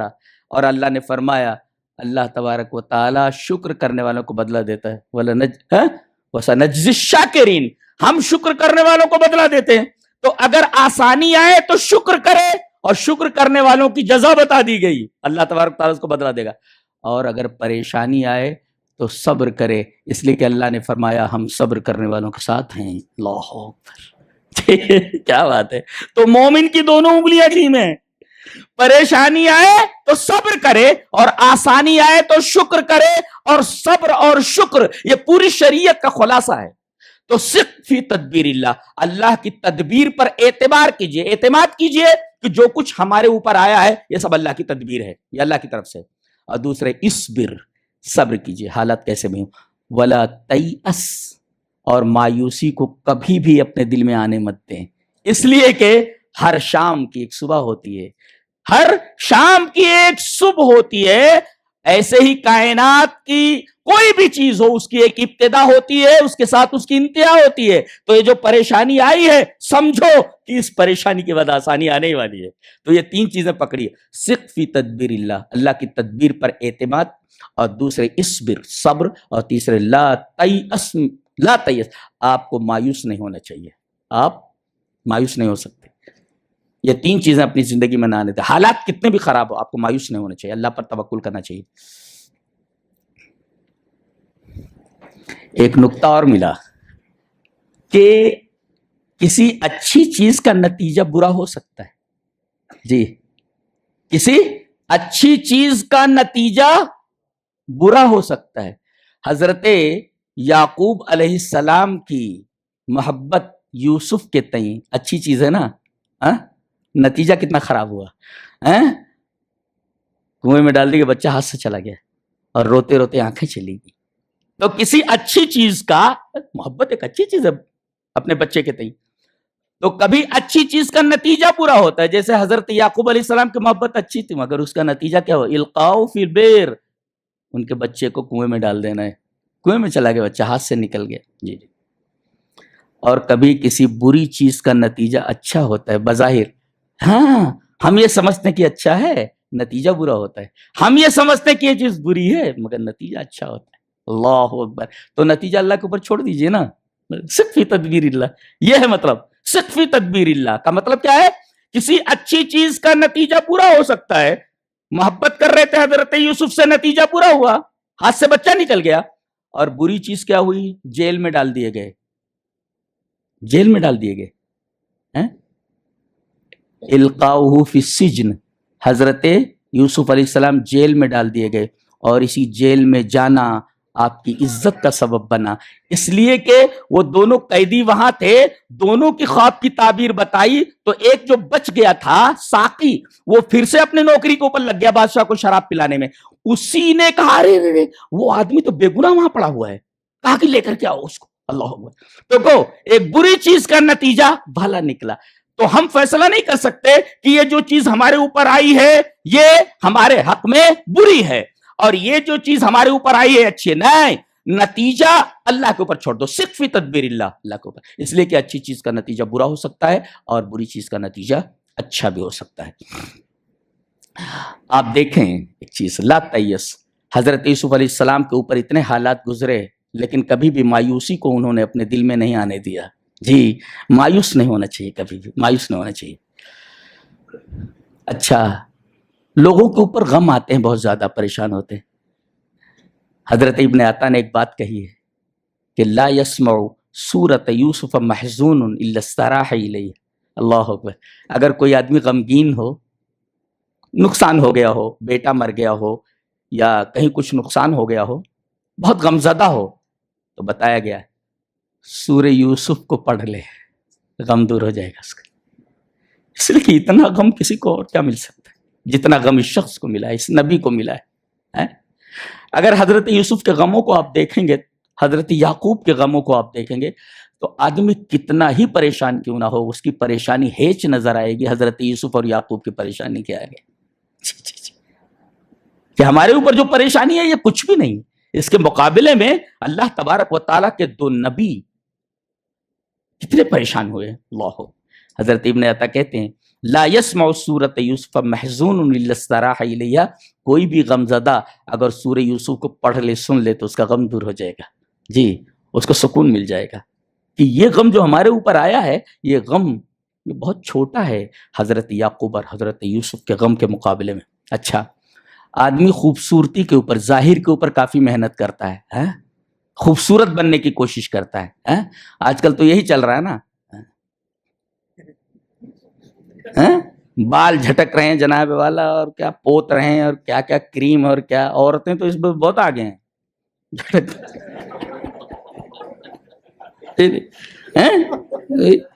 جھٹکوے لٹکوے پہ مت جائیے، یہ بہت خطرناک چیز ہے. جی، تو زیادہ تر محنتیں جمال کے اوپر کی جا رہی ہیں. بتایا گیا کہ حضرت یوسف علیہ السلام بڑے خوبصورت تھے، اس خوبصورتی نے انہیں مصیبت میں ڈال دیا. جی، اس خوبصورتی نے ان کو مصیبت میں ڈال دیا. حسین تھے، اللہ اکبر.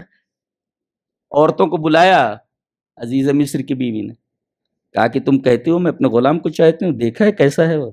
بلاتی ہوں. کہا کہ اخرج علیہن، آؤ ذرا نکل کے آؤ ان کے سامنے. جو چھریاں دی گئی تھیں سیب کاٹنے کے لیے، پھل کاٹنے کے لیے، ہاتھ کاٹ لیے تھے، اتنے خوبصورت تھے. کہنے لگی قلنا حاشا للہ ما ھذا بشرا، یہ انسان نہیں ہو سکتا، اتنے خوبصورت ہے. اور ہمارا نبی دیکھ کر کے آیا ہے کتنے خوبصورت. جی، ملاقات ہوئی ہے کہ نہیں حضرت یوسف سے؟ دیکھا ہمارا جو ہمارے لیے غائب ہے، بعض چیزیں ہمارے نبی کے لیے شہود ہیں. جی، اسی وجہ سے نبی جو کہے چپ چاپ مان لو، اس لیے کہ ہم نے خالی سنا ہے، سب دیکھ کر کے آیا ہے، سب دیکھ چکا ہے. جی، ہم نے یوسف کا قصہ یہاں پڑھا، ہمارا نبی دیکھ کر کے آیا ہے. اس کے اوپر اتری ہے یہ سورہ. در حقیقت یہ سورہ جو نبی پر اتری ہے، اس کا جو ہیرو ہے اس کہانی کا، اس ہیرو کو دیکھ کر کے آئے ہیں نبی کریم صلی اللہ علیہ وسلم، اور بتایا کہ بہت خوبصورت ہیں. اللہ تبارک و تعالیٰ نے انہیں شطر الحسن عطا کیا. کیا ہے حدیث میں؟ اوتیا شطر الحسن، حسن کا ایک بڑا حصہ عطا کیا گیا ہے. اللہ اکبر. یہ نبی کا تبصرہ ہے حضرت یوسف کے بارے میں. دعا کرو یار دیکھیں, پہلے اپنے نبی کو دیکھیں گے, ہے نا. تمنا تو اللہ کو دیکھا جائے, اے جس نے اتنی خوبصورتی بنائی ہے, اس کے بعد تو ساری خوبصورتی سب بھیج ہو جائے گی. نبی کو دیکھیں گے, ہمارے نبی کو جو ہمارے لیے ہدایت کی روشنی لے کر کے آئے, لوگوں کی گالیاں کھا کر کے ہمارے سامنے اللہ کی باتیں پیش کرتا رہا, اللہ کے پیغامات پہنچاتا رہا. ہم اس کو دیکھیں گے. اس کے بعد ان کو دیکھیں گے کیسے حسین تھے, اس لیے کہ یہ سورہ بیان کے آپ لوگ سن رہے ہیں نا. ہاں اللہ اکبر, ہمارا نبی دیکھ کر کے آیا ہے. جس کے اوپر یہ سورہ اتری ہے اس کے ہیرو کو دیکھ کر کے آیا ہے. پوری سورہ کے پوری سورہ کا جو محور ہے یوسف, اس کو دیکھ کر کے آیا ہمارا نبی, اور تبصرہ کیا ہے اوتیا شطر الحسن, تم کیا ہو. حسن تو ہم دیکھ کر کے آئے کہ آدمی کتنا حسین ہوتا ہے. تو بڑے حسین تھے, فدا ہو گئی وہ, اور اس حسن کی وجہ سے جیل میں ڈال دیے گئے. جیل میں ڈال دو اس کو بولو. تو یہ حسن جو ہے یہ سبب بنا ہے مصیبت کا, اور جو سیرت آپ کی تھی وہ سبب بنی ہے جیل سے نکلنے کا. خواب کی تعبیر یہ سیرت ہے, حسن سیرت ہے, علم ہے یہ, اور ظاہری جو جمال ہے یہ آپ کی حسن صورت ہے. تو حسن صورت نے مصیبت میں ڈال دیا اور حسن سیرت نے مصیبت سے نکال دیا. پتہ یہ چلا کہ حسن صورت سے زیادہ توجہ حسن سیرت کے اوپر دی جائے. آج ہم لڑکیوں کو جاتے ہیں دیکھنے کے لیے,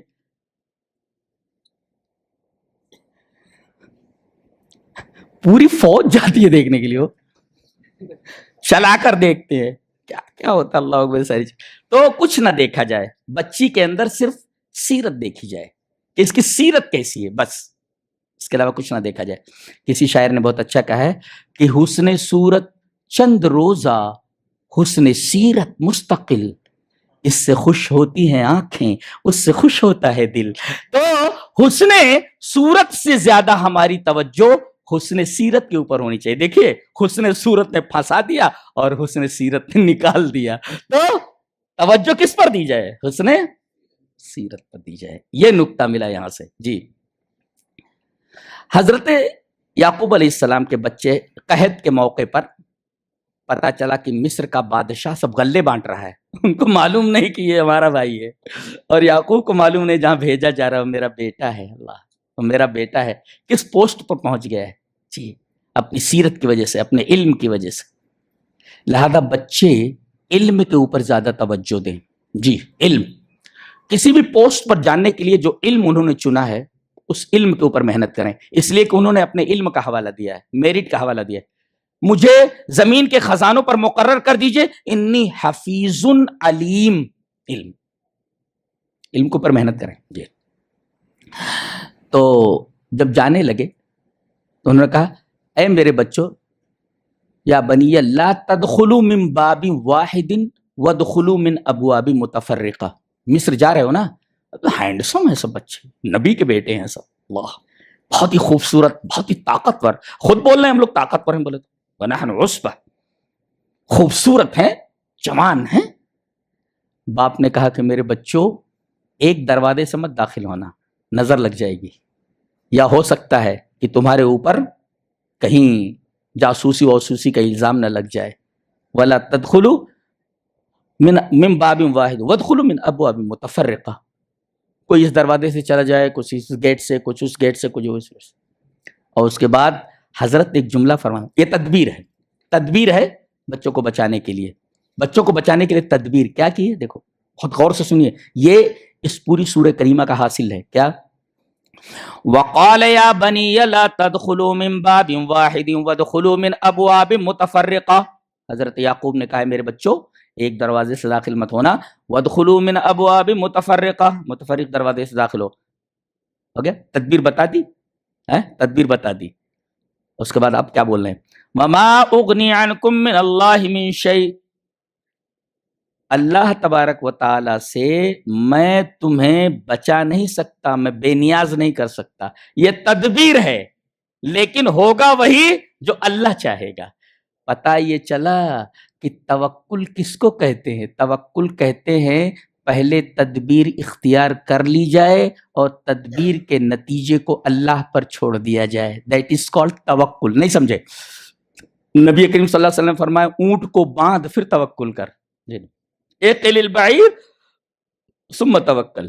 آپ کے پاس اونٹ ہے تو آپ اونٹ کو پہلے باندھیں اس کے بعد توکل کریں. کوئی کہہ سکتا ہے کہ اگر میری قسمت میں تو اونٹ بھاگ کر جائے گا کہاں؟ وہ تو میرا ہی رہے گا نا. بتایا کہ نہیں، پہلے اونٹ کو باندھو، یہ تدبیر ہے، اس کے بعد توکل کرو. اس لیے کہ باندھنے کے بعد بھی ضائع ہو سکتا ہے، کھول کر لے جا سکتا ہے. تو وہی کہا گیا کہ وما اغنی عنکم من اللہ من شیء، یہ تدبیر میں نے بتائی ہے، سبب. اچھا ایک نقطہ اور ملا. یہ بچے ہیں، کوئی MBBS کی کوچنگ کر رہا ہے، کوئی انجینئرنگ کی کوچنگ کر رہا ہے، ہو سکتا ہے کوئی IAS IPS کی بھی تیاری کر رہے ہوں. بہرحال تو ایک سبب اختیار کر رہے ہیں. سبب کتابوں کو دیکھ رہے ہیں، محنت کر رہے ہیں، یہ سبب ہے. محنت کر کر کے سبب اختیار کر کے کسی نتیجے پر پہنچنا ہے. IAS بننا، IPS بننا، ڈاکٹر بننا، انجینئر بننا، وہ آپ کی منزل ہے، وہ آپ کا گول ہے، آپ کا اچیومنٹ ہے وہ. ٹھیک ہے، اور آپ سبب اختیار کر رہے ہیں، رات دن کتابیں لے کر کے بیٹھے ہوئے کوچنگ کر رہے ہیں، محنت کر رہے ہیں وغیرہ وغیرہ. یہ سبب ہے.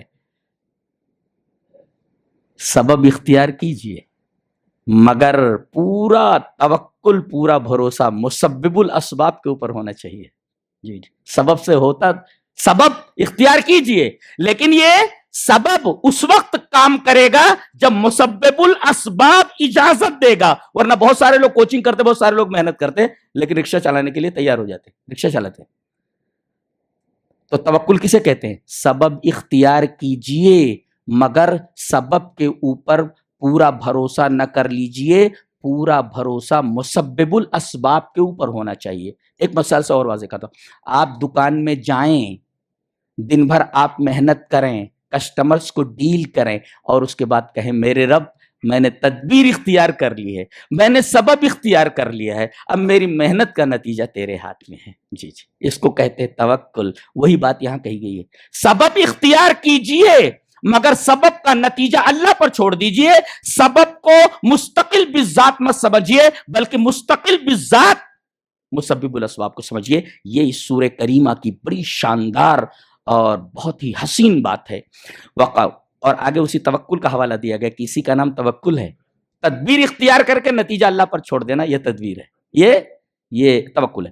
وقال یا بنی لا تدخلوا من باب واحد وادخلوا من ابواب متفرقه وما اغنی عنکم من اللہ من شیء ان الحکم الا للہ.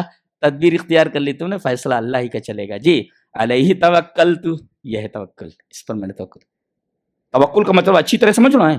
تدبیر اختیار کرنے کے بعد نتیجہ اللہ پر چھوڑ دینا، یہ توکل ہے. سبب اختیار کرو وہ ضروری ہے لیکن سبب پر مکمل بھروسہ نہ کرتے ہوئے پوری نگاہ مسبب الاسباب پر ہونی چاہیے. دیٹ از کالڈ توکل. جی جی.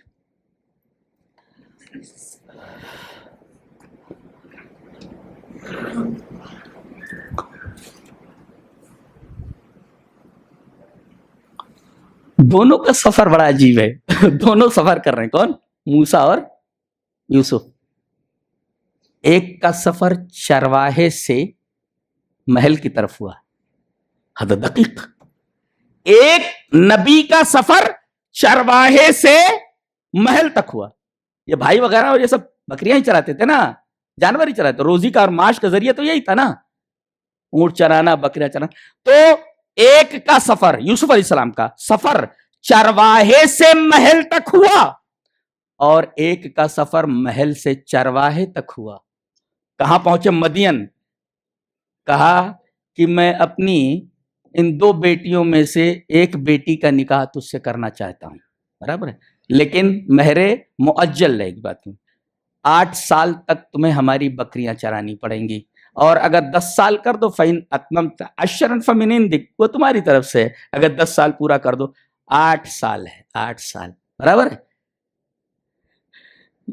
اس بیوی کے لیے 8 سال بکریاں چرائی ہیں انہوں نے، ایک نبی نے. بیوی کیسی ہوگی اندازہ لگائیے آپ. جس بیوی کے لیے ایک نبی نے 8 سال تک بکریاں چرائی ہیں، بیوی کیسی ہوگی اندازہ لگائیے آپ. کتنی نیک رہی ہوگی. اللہ کتنی نیک رہی ہوگی. اس سے نکتہ یہ ملا کہ بیویاں نیک تلاش کرو. اس لیے کہ کسی کہنے والے نے کہا ہے کہ تم مجھے ایک اچھی ماں دو، میں تمہیں ایک اچھی نسل دیتا ہوں، اچھا مستقبل دیتا ہوں۔ اس لیے کہ پوری کی پوری نسل یہ متوقف ہوتی ہے، ڈیپینڈ ہوتی ہے ایک اچھی ماں کے اوپر، اچھی ماں ہوتی۔ لہذا لڑکی تلاش کرنے میں صرف سیرت دیکھی جائے اس کی۔ تو ایک تو چرواہے تھے محل پہنچ گئے، اور ایک محل میں تھا چرواہے تک پہنچ گیا۔ یہ دیکھو تقدیر دیکھ رہے ہیں آپ، عجیب عجیب ہے سب، یہ اللہ تبارک تعالیٰ کی شرع۔ ایک نقطہ اور ملا، کافر کا خواب بھی سچا ہو سکتا ہے۔ جی جو بادشاہ کافر تھا اس نے خواب دیکھا تھا، اور یہ دونوں بھی کافر تھے۔ جی کافروں کا خواب بھی سچا ہو سکتا ہے، اور ہر خواب کی ایک تعبیر ہوتی ہے۔ ایک بات یہ بھی معلوم ہوئی کہ جب ان کے سامان میں پیالہ رکھ دیا گیا، اب ظاہر ہے کہ چور ثابت ہو گئے، یہ چور ثابت ہو گئے۔ اس پر ایک مفسر بڑا اچھا تبصرہ کرتا ہے، کہتا ہے کہ جب بھائی کو اپنے ساتھ لے جانا ہوا تو انہوں نے کیا کہا؟ ارسل معنا اخانا، ہمارے ساتھ ہمارے بھائی کو بھیج دیجئے، برابر۔ اور جب چوری پکڑی گئی، ان کے سامان سے وہ پیالہ برآمد ہوا، تو یہ نہیں بول رہے میرے بھائی نے چوری کیا ہے، باپ سے یہ کہہ رہے ان ابنک سرق، تمہارے بیٹے نے چوری کی ہے۔ اس کا مطلب یہ، مطلب رہے تو بھائی اور مطلب ہٹ جائے تو کسائی، ایسے ہی تو ہوا۔ مطلب تھا تو کہنے لگے اخانا، ہمارا بھائی، ارسل معنا اخانا، ہمارے ساتھ ہمارے بھائی کو بھیج دیجئے۔ اور جب پیالہ ان کے سامان سے نکلا اور چوری ثابت ہو گئی، یہ تو چور ہیں، تو یہ نہیں کہا کہ ہمارے بھائی نے چوری کی، باپ سے کہہ رہے تمہارے بیٹے نے چوری کی ہے۔ نقطہ یہ ملا کہ یتغیر التعبیر بتغیر المصالح عند الکثیر، اکثر لوگوں کے نزدیک مصلحتوں کے بدلنے سے تعبیر بدل جاتی ہے۔ جی آج تعبیر بدلی نہیں، بھائی مطلب تھا تو، اور جب چوری پکڑی گئی اگرچہ وہ غلط تھا تو کہہ رہے ہیں تمہارا بیٹا، اپنی طرف اس کا انتساب بھی مناسب نہیں سمجھ رہے۔ تو یتغیر التعبیر بتغیر المصالح عند الکثیر، اکثر لوگوں کے نزدیک فائدہ بدلنے سے تعبیر بدل جاتی ہے۔ جی بھائی کے ساتھ کسائی بول دیتا ہے۔ جی تو کہا کہ اب بولو، چوری تو ثابت ہو گئی، چوری ثابت ہو گئی، اب کرنا کیا ہے؟ یہاں کا قانون مانو گے کہ وہاں کا؟ اپنے یہاں کا، اس لیے کہ دونوں جگہوں کا قانون الگ الگ تھا۔ مصر کا قانون یہ تھا کہ اگر چوری پکڑی جائے تو جس کے یہاں چوری کیا ہے وہ اس کو اپنے ساتھ غلام کی حیثیت سے رکھ سکتا ہے، خادم کی حیثیت سے۔ جی بولے نہیں، یہیں کا قانون رہے گا، یہیں کا قانون، بادشاہ کا قانون یہیں کا رہے گا۔ کہا کہ ٹھیک ہے، تو ٹھیک ہے، تو ہاتھ نہیں کاٹا جائے گا، یہیں کے قانون کے مطابق جو ہے ان کو حضرت یوسف، چونکہ پیالہ انہی کا ہے لہذا اپنے پاس رکھے۔ نقطہ کیا معلوم ہوا؟ جہاں رہیں وہاں کے قوانین سے واقفیت ضروری ہے۔ تقریباً اگر 3 بیٹے ہوں تو ایک کو ایک بہترین لائر ہونا ضروری ہے۔ جی ہاں میرے 3 بیٹوں میں سے ایک بیٹا لا کر رہا ہے۔ جی میں نے کہا پڑھ لو بھائی، اچھی طرح پڑھ لو، لاسٹ ایئر ہے ان کا۔ جی تو جہاں رہیں وہاں کے قوانین سے واقفیت ضروری ہے، وہاں کے قوانین سے واقفیت ضروری ہے۔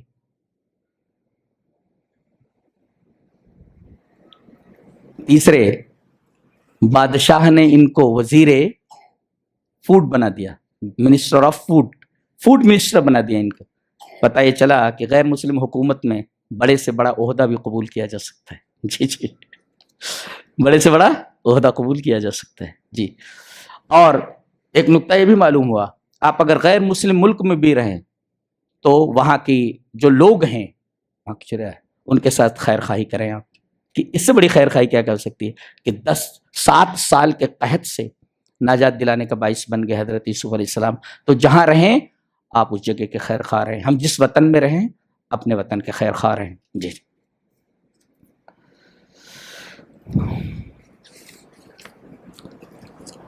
پوری دنیا ہے، کیا کیا بیان کریں گے، کیا پوری دنیا ہے اس میں بند ہے۔ اللہ اللہ کہ حضرت یوسف علیہ السلام کے جو بھائی تھے وہ اچھے بھائی تو نہیں تھے میں، مگر ایک اچھے بیٹے ضرور تھے. باپ کے تئیں گستاخی یا باپ کو برا بھلا کہنا یا باپ کو تکلیف پہنچانا ان کی فطرت میں نہیں تھا. جی تو اچھے بھائی تو نہیں تھے مگر اچھے بیٹے ضرور تھے. لہذا اگر بھائیوں سے کچھ انبن ہو جائے تو ٹھیک ہے، اس خلیج کو پاٹنے کی کوشش کیجئے، لیکن جہاں باپ کا معاملہ آ جائے وہاں کوئی بھی ایسی چیز اختیار نہ کرے بیٹا جو احترام کے خلاف ہو. جی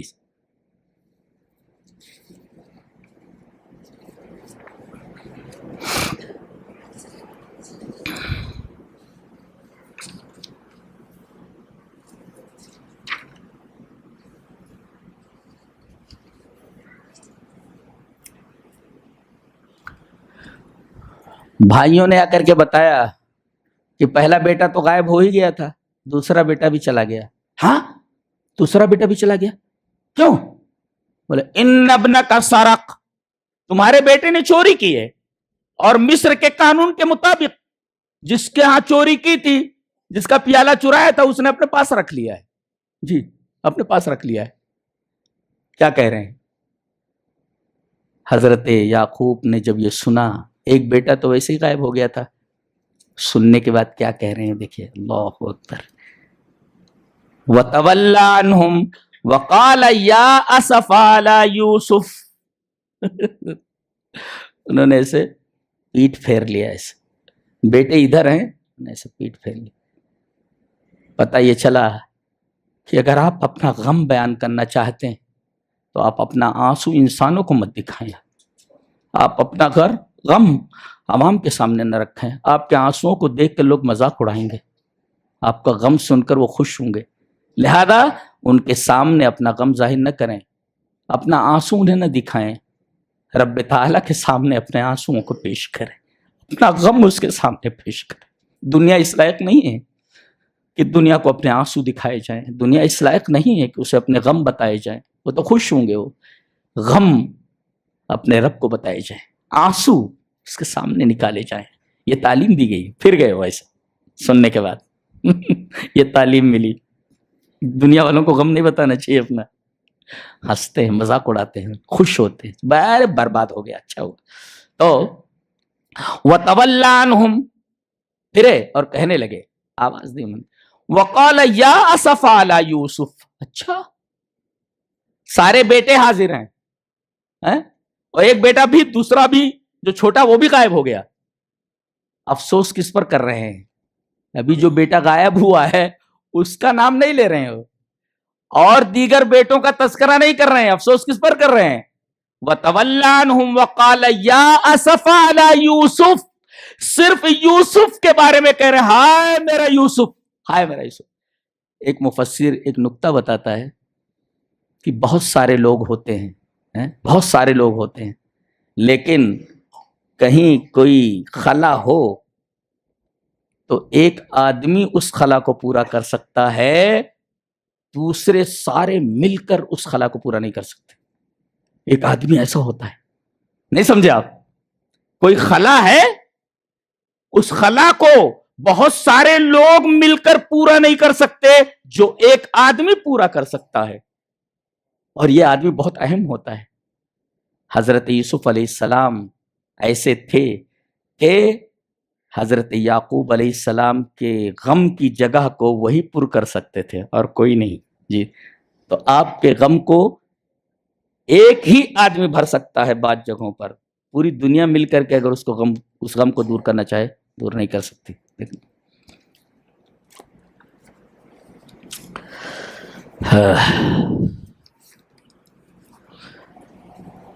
حضرت بنیامین کو لے گئے، جب ان کے سامان سے پیالہ جب برآمد ہوا، تنہائی میں لے گئے، محل میں بیٹھ. پہچانتا ہے کون ہوں؟ اللہ یہ چھوٹا پہچانتا ہے میں کون ہوں؟ نہیں، میں نہیں جانتا. اپنے فرمایا میں تیرا بھائی ہوں، میں تیرا بھائی ہوں. اب بتائیے ایک چھوٹے بھائی کو کیسا لگا ہوگا کہ میرا گم شدہ بھائی ہے اور یہ اتنے بڑے پوسٹ کے اوپر ہے، اتنے بڑے پوسٹ، پورا مصر اس کے ہاتھ میں ہے. یہ میرا بھائی ہے. کتنی خوشی ہوئی گی چھوٹے بھائی کو. تو بڑے بھائی کو وہ مقام حاصل کرنا چاہیے کہ چھوٹا بھائی خوش ہو سکے دیکھ کر کے بڑے بھائی کو. اور اس میں ایک نقطہ اور بتایا ہے ایک مفسر نے کہ صرف اتنا ہی وہ اپنا تعارف کرایا. انہوں نے کہا کہ میں یوسف ہوں تو میرا بھائی ہے جی. یہ نہیں کہا میں بادشاہ مصر، میں وزیر خزانہ، میں فلاں یا فلاں. کہیں کہیں ایسا ہوتا ہے کہ وہاں القاب کی ضرورت ہے. بڑے لوگ جو ہوتے ہیں القاب کی پرواہ نہیں کرتے. علامہ، مولانا، قبلہ، حضرت، فلاں فلاں فلاں، اس کی ضرورت نہیں ہوتی ہے. جو رتبے والے ہوتے ہیں، جو بڑے لوگ ہوتے ہیں، وہ آلریڈی بڑے ہوتے ہیں. ان کو جو ہے ان تمام القابات کی ضرورت نہیں ہوتی ہے. جو خود بڑے ہوتے ہیں ان کو القابات علامہ واللامہ کہنے کی ضرورت نہیں ہے. یہ بتایا کہ جو لوگ بڑے ہوتے ہیں نفوس قدسیہ ہوتے ہیں، وہ مناصب اور رتبے کو نہیں بیان کرتے پھرتے. بس اتنا تعارف کرا دیا تو میرا بھائی ہے اور میں یوسف ہوں تو میرا بھائی ہے. خلاص یہ رتبے نہیں بیان کیے کہ میں عزیز مصر ہوں، میں فلاں فلاں. کتنی بڑی تعلیم ہے. یہاں تو آدمی گرداننے لگتا ہے اپنا پورا جناب والا، میں یہ ہوں، میری دکان ہے، یہ فلاں فلاں. کیا ضرورت ہے ان تمام چیزوں کی؟ تعارف مختصر کر، تعارف مختصر کر. نہیں تو وہی ہوگا، ہوٹل والا بولے گا اتنے آدمیوں کی ہمارے پاس جگہ نہیں ہے. کہنے کہ نام کیا لکھو رجسٹر میں؟ کہا کہ لکھیے علامہ مولانا قبلہ قدس سرہ. کہا کہ اتنے آدمیوں کے ہمارے پاس جگہ نہیں ہے ہوٹل میں. تو بھائی ایسی حرکت کیوں کرے کہ ہوٹل والے کو بولنا پڑے کہ اتنے آدمیوں کے ہمارے پاس جگہ نہیں ہے. جی تو یہ چند باتیں تھیں یوسف علیہ السلام کے تعلق سے.